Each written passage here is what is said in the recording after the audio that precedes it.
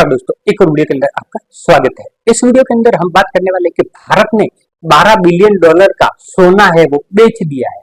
ये खबर निकल करके आ रही है। ये खबर पहले आई है ब्लूमबर्ग के अंदर। ब्लूमबर्ग क्या इकोनॉमिक से संबंधित खबर और विश्व स्तरीय चैनल है। इसकी खबरों की क्रेडिटेबिलिटी पूरे विश्व के अंदर है। तो इसमें जो खबर निकल करके आ रही है उस पर पूरे देश का ध्यान जा रहा है। ये देश के अंदर आग की तरफ फैल गई है। विपक्ष है वो सरकार पर हमलावर है कि इसमें ये खबर बताई गई है 12 अप्रैल से 22 मई के बीच में सरकार ने 12 बिलियन डॉलर का सोना है वो बेच दिया है।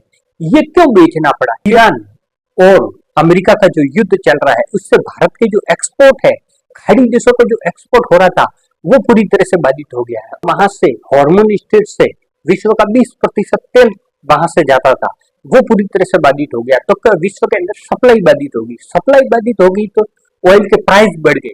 इससे क्या हुआ? भारत का इंपोर्ट है वो महंगा हो गया।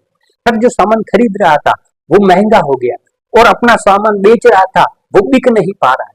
और विदेशों के अंदर, इन खाड़ी देशों के अंदर भारतीय कामगार जो काम कर रहे थे उनका काम भी अटक गया है।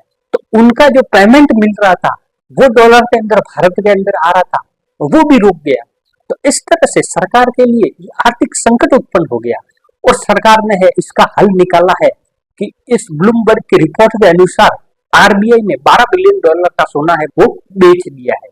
ये सरकार के लिए सोना बेचने वाली खबर है वो 1991 के बाद ये पहली बार हुआ है ऐसा कि सरकार को सोना बेचना पड़ रहा है, वो भी पेमेंट क्राइसिस के रूप में। भारत पिछले 3 महीनों के अंदर भारत का विदेशी मुद्रा भंडार है 40 बिलियन डॉलर कम हुआ है।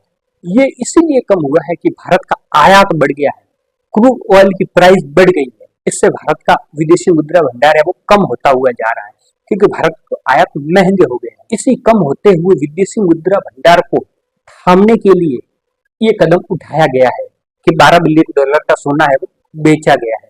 इससे क्या है, सोने को बेच करके भारत डॉलर अपने यहाँ पर लाएगा, जिससे कि भारत के अंदर पेमेंट क्राइसिस उत्पन्न न हो, जैसा कि 1991 के अंदर हुआ था।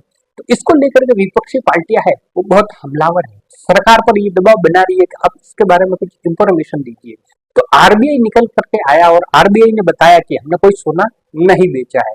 लेकिन इसके अंदर ये हुआ कि आरबीआई ने जो डेटा दिया है वो 12 अप्रैल तक का दिया है। 12 अप्रैल के बाद में ब्लूमबर्ग का दावा है कि 12 अप्रैल और 22 मई के बीच में आरबीआई ने सोना बेचा है और आरबीआई डेटा दे रहा है 12 अप्रैल के पहले का। कहीं न कहीं भारत के लोगों के मन में ये सवाल पैदा हो रहा है कि आरबीआई है वो डेटा 22 मई तक का क्यों नहीं अवेलेबल करा रहा है। ये रिपोर्ट्स निकल करके आई है 2 जून को और आरबीआई ने डेटा उपलब्ध करवाया है 12 मई से पहले का। इससे कहीं न कहीं भारतीय लोगों के मन में ये सवाल उभर करके आया कि सरकार है या आरबीआई है कुछ छिपाने की कोशिश कर रही है। लेकिन फिर आरबीआई ने अपना डेटा रखा कि आरबीआई के अंदर में जो गोल्ड रिजर्व रखा गया है वो पूरा है, उसकी वैल्यू बताई गई है। इससे कहीं न कहीं ये निकल करके आ रही है कि ब्लूमबर्ग की ये खबर है ये फेक हो सकती है क्योंकि इसके अंदर मे हैव वर्ड का यूज किया गया है कि शायद भारत ने ऐसा कर दिया है, लेकिन ये पुख्ता तौर पर खबर नहीं है। अगर ये खबर सच है तो भारत के लिए बहुत बड़ी चिंताजनक बात है कि भारत को अपना गोल्ड है वो बेचना पड़ रहा है। इससे लोग इसलिए सच भी मान रहे हैं कि प्रधानमंत्री ने पिछले दिनों अपील की थी कि आपको 1 साल तक गोल्ड नहीं खरीदना है, विदेशी यात्राएं नहीं करनी है, ऑयल का यूज कम करना है, पेट्रोल डीजल का यूज कम करना है।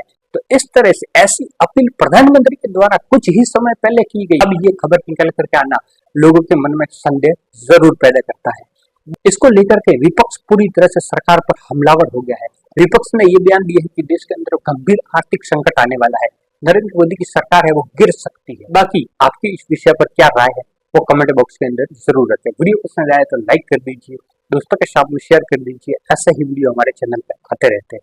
मिलते हैं एक नेक्स्ट वीडियो के अंदर, तब तक के लिए जय हिंद, जय भारत।